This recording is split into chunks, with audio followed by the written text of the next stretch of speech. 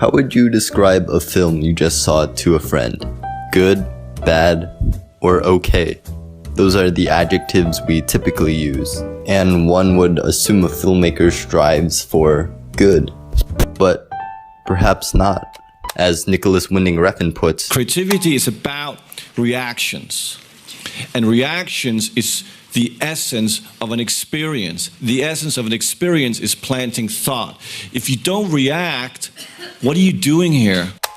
Refn has created some of the most polarizing films in the last few years. His work is surreal and hypnotic, but on the other end, considered pretentious.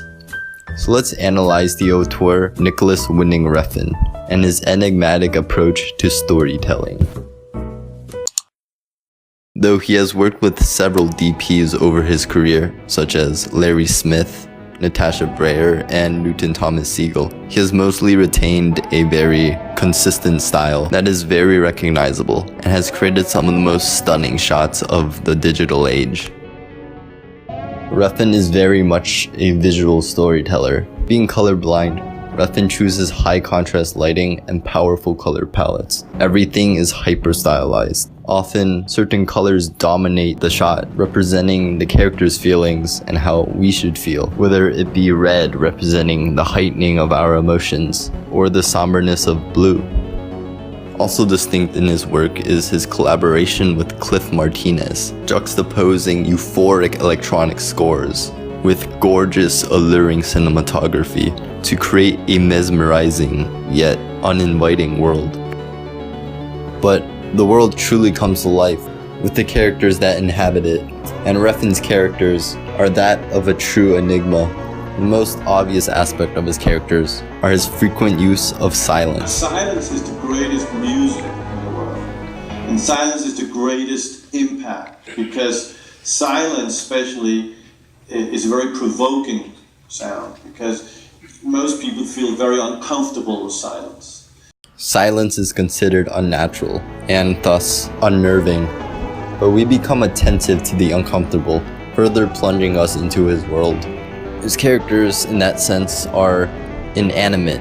We observe that they have decisions and purpose for all the means they take, but we never know what the true desires are. His characters don't really represent personalities we should empathize with.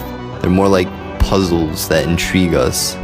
We are never spoon-fed thoughts. We are forced to engage if we are to assimilate the ideas presented.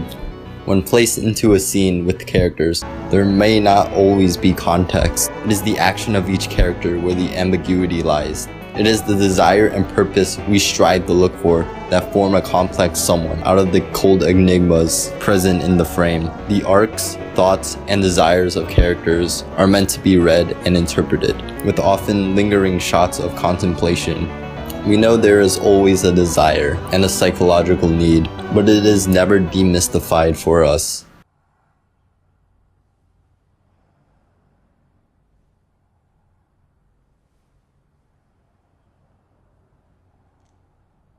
Many times, his characters don't even fit the mold of human, but the embodiment of a metaphor. If we are to understand Refn's work, we are to understand the symbols, whether through the literal dialogue executed or the images. What about me? Are you food? Or are you sex? If an image is held long enough, or a symbol is repeated, it will be inextricable from the themes and ingrain itself into the viewer for intellectual and emotional interpretation. Frequent shots of hands or story being told by the protagonist cannot be aimless. We must ascribe some form of meaning and connect it to the narrative. Although his use of symbols aren't unique to him, it is still an integral part of his art, and you can assure that a director as meticulous as Refn will have total command of mise-en-scène in his films, from his composition to, again, his high contrast lighting. It all tells a story, the story that we don't get from words. How you doing? Hi. This guy's been telling me a lot about you. Says you've been coming around helping out a lot? Yeah, helping out. Is that right? Symbols can also take the form of actions, and what Refn is most notorious for is his use of violence. What's most fascinating about his violence is how hypnotic it is. Though sparse, it is not effective because of its gore, but because of the atmosphere it takes place in. The same surreal imagery, the same silent characters, all of it seems cold, unapologetic, almost like a nightmare.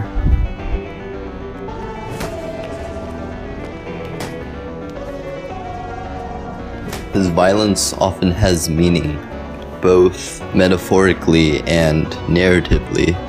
The infamous elevator scene in Drive, although violent, is symbolic of the character's state of mind.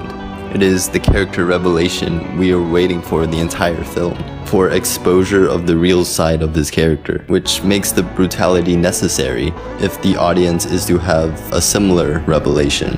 Whereas the torture scene in Only God Forgives is often labeled as gratuitous.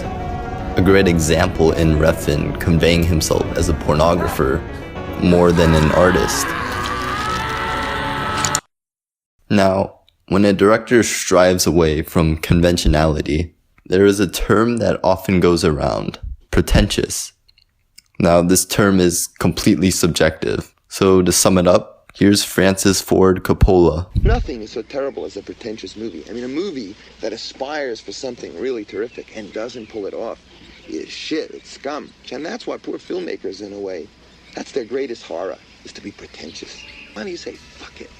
I don't care if I'm pretentious or not pretentious, or if I've done it or I haven't done it. All I know is that I am going to see this movie. And that for me, it has to have some answers. And by answers, I don't mean just a punchline. Answers on about 40 seconds. Anyway, thanks for watching. Don't forget to like and subscribe, and also leave a comment below. And I'll see you next time.